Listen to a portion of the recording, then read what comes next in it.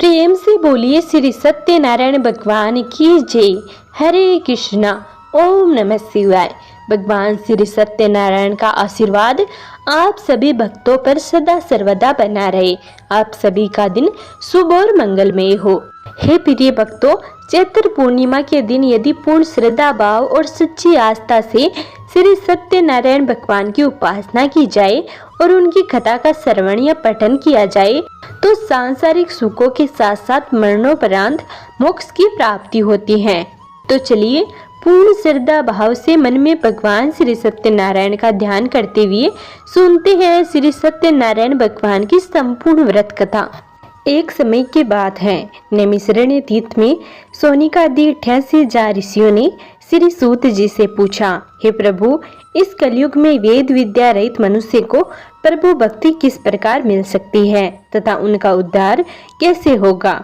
हे मुनि श्रेष्ठ, कोई ऐसा तप बताइए जिससे थोड़े समय में ही पुण्य मिले और मनोवांछित फल भी मिल जाए।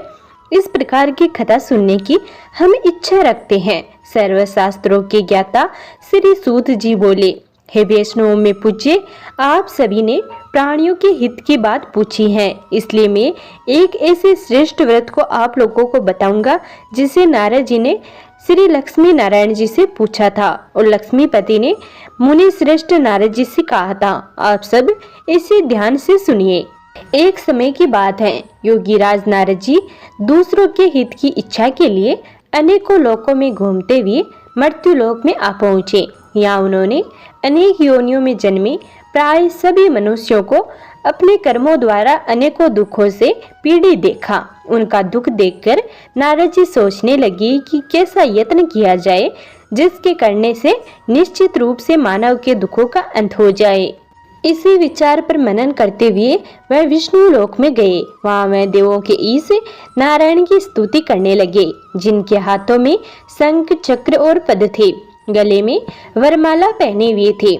स्तुति करते हुए नारद जी बोले, हे भगवान, आप अत्यंत शक्ति से संपन्न हैं। मन तथा वाणी भी आपको नहीं पा सकती हैं। आपका आदि मध्य तथा अंत नहीं है। निपुण स्वरूप सृष्टि के कारण भक्तों के दुखों को दूर करने वाले हैं। आपको मेरा नमस्कार है।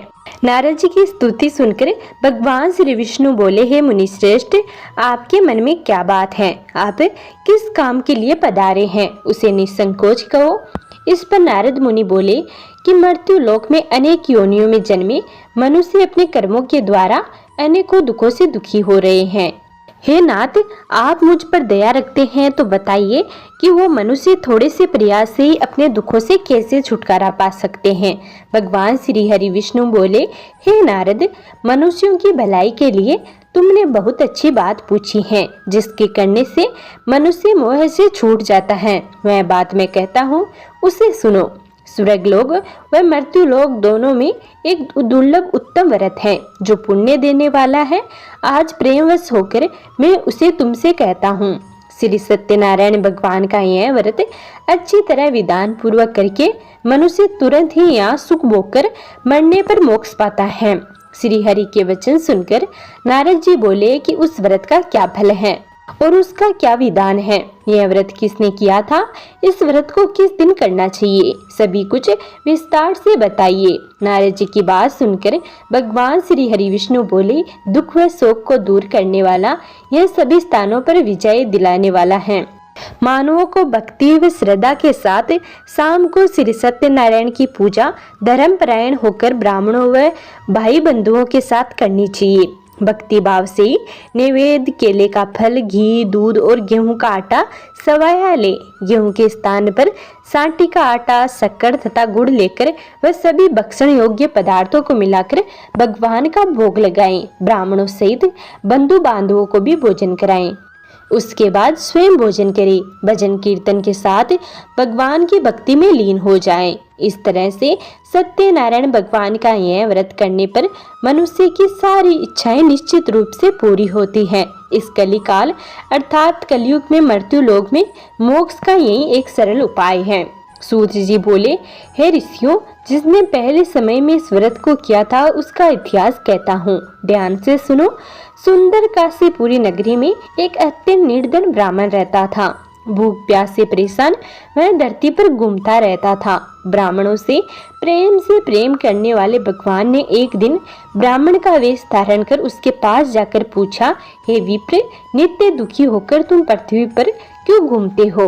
दीन ब्राह्मण बोला, मैं निर्धन ब्राह्मण हूँ, भिक्षा के लिए धरती पर घूमता हूँ। हे भगवान, यदि आप इसका कोई उपाय जानते हो तो बताइए।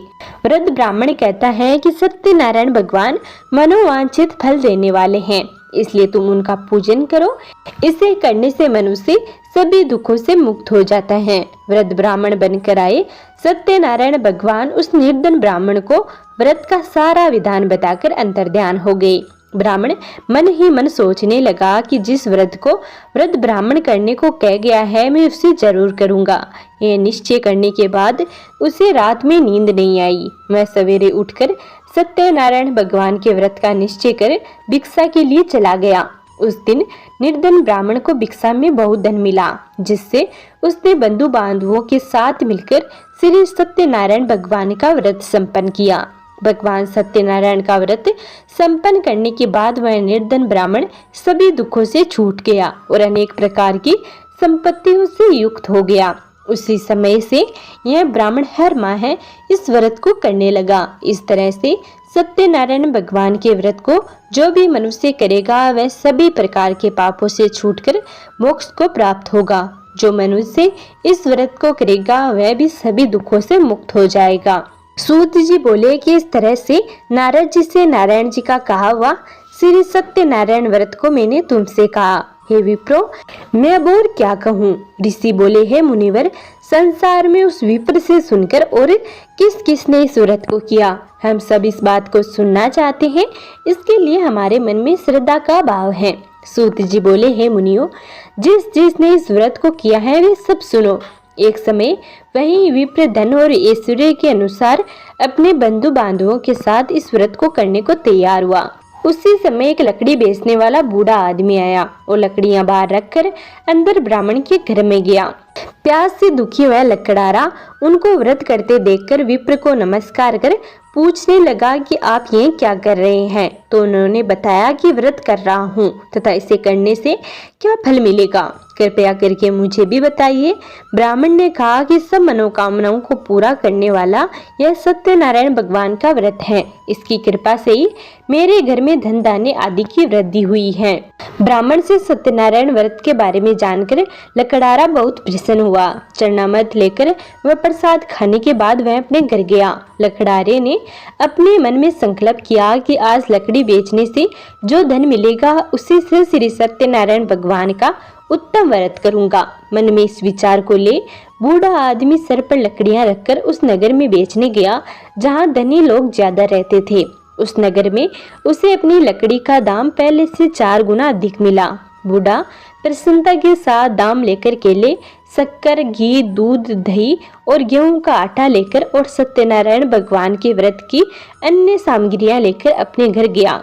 वहां उसने अपने बंधु बांधवों को बुलाकर विधि विधान से सत्यनारायण भगवान का पूजन और व्रत किया। इस व्रत के प्रभाव से वह बूढ़ा लकड़ारा धन, पुत्र आदि से युक्त होकर संसार के समस्त सुख भोगकर अंतकाल में वैकुंठ धाम चला गया।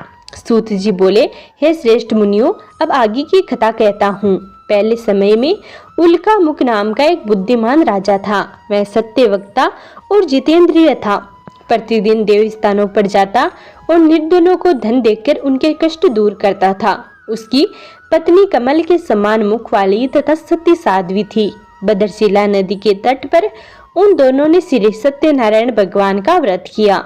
उसी समय साधु नाम का एक वेश्य आया। उसके पास व्यापार के लिए बहुत सा धन भी था।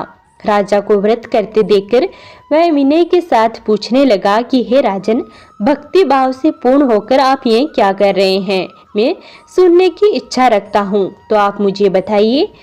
राजा बोला, हे साधु, अपने बंधु बांधवों के साथ पुत्र आदि की प्राप्ति के लिए एक महान शक्तिमान श्री सत्यनारायण भगवान का व्रत व पूजन कर रहा हूँ।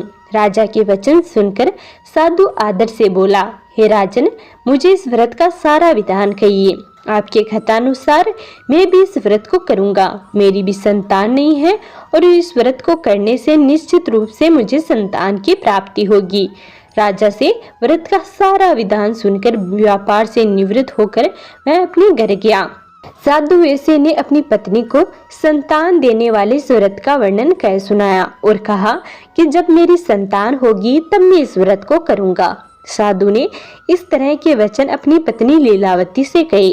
एक दिन लीलावती पति के साथ आनंदित हो सांसारिक धर्म में प्रवृत्त होकर सत्यनारायण भगवान की कृपा से गर्भवती हो गई। 10वें महीने में उसके गर्भ से एक सुंदर कन्या ने जन्म लिया। दिनों दिन वह ऐसे बढ़ने लगी जैसे कि शुक्ल पक्ष का चंद्रमा बढ़ता है। माता पिता ने अपनी कन्या का नाम कलावती रखा। एक दिन लीलावती ने मीठे शब्दों में अपने पति को याद दिलाया कि आपने सत्यनारायण भगवान के जिस व्रत को करने का संकल्प किया था उसे करने का समय आ गया है।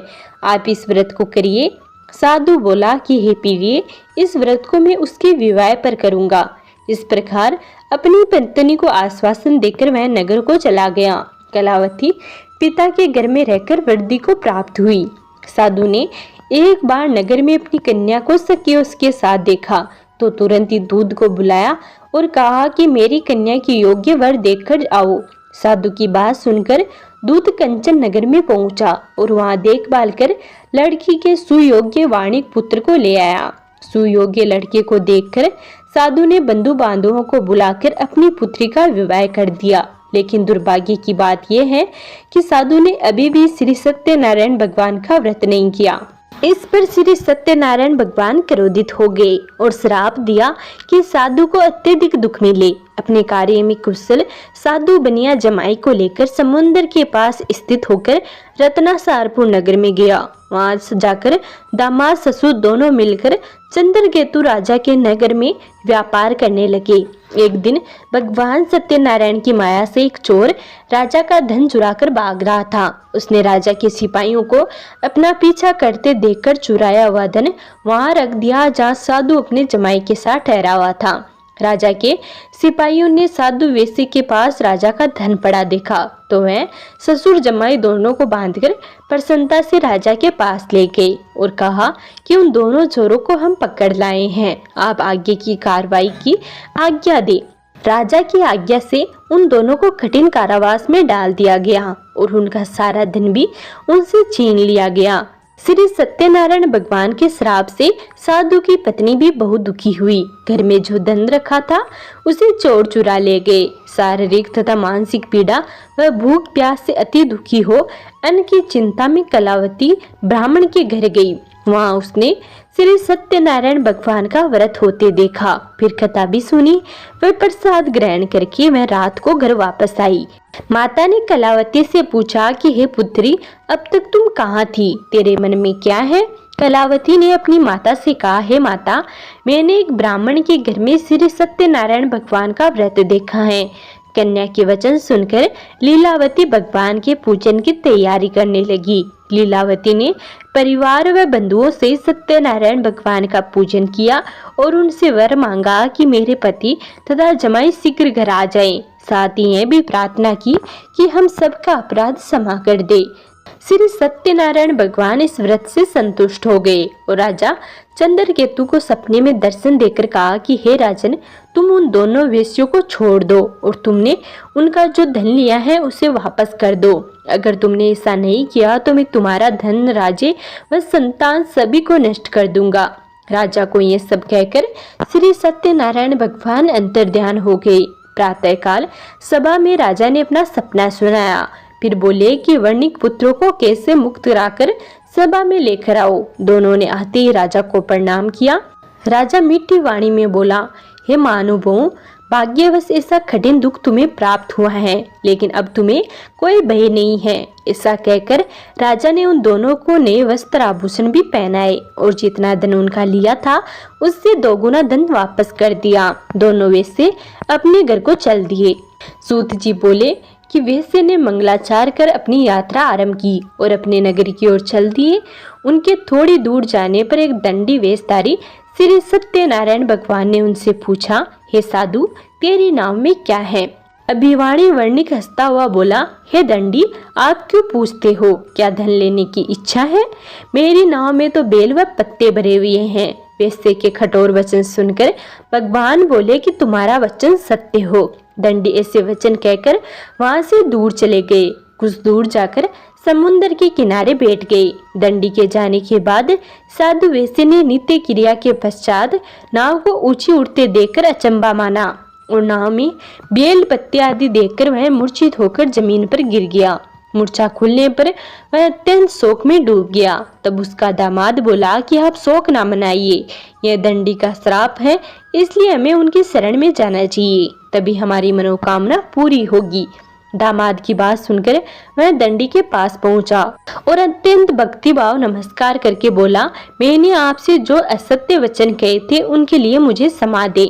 ऐसा कहकर महान शोकातुर रोने लगा। तब दंडी भगवान बोले कि हे वर्णिक पुत्र, मेरी आज्ञा से बार बार तुम्हें दुख प्राप्त हुआ है, तू मेरी पूजा से विमुख हुआ। साधु बोला कि हे भगवान, आपकी माया से ब्रह्मा आदि देवता भी आपके रूप को नहीं जानते, तब मैं अज्ञानी कैसे जान सकता हूँ? आप प्रसन्न होइए, अब मैं सामर्थ्य के अनुसार आपकी पूजा करूँगा। मेरी रक्षा करो और पहले के सम्मान नौका में धन भर दो। साधु वेश्या के भक्ति पूर्वक वचन सुनकर भगवान प्रसन्न हो गए और उसकी इच्छा अनुसार वरदान देकर अंतर ध्यान हो गए।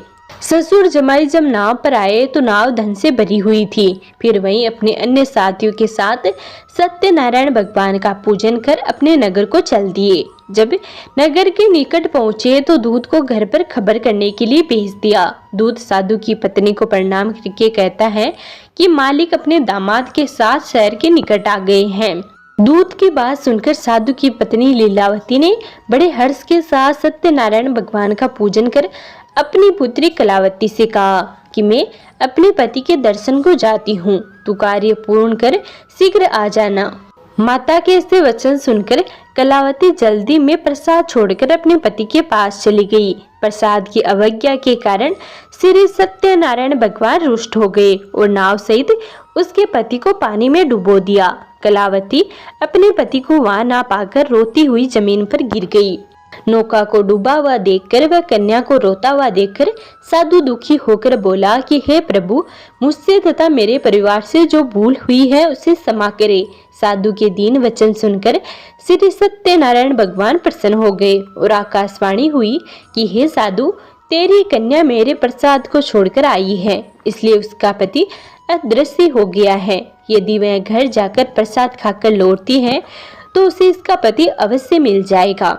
ऐसी आकाशवाणी सुनकर कलावती घर पहुंचकर प्रसाद खाती है और फिर आकर अपने पति के दर्शन करती है। उसके बाद साधु अपने बंधु बांधवों सहित श्री सत्यनारायण भगवान का विधि विधान से पूजन करता है। इस लोक का सुख भोगकर वह अंत में स्वर्ग को जाता है।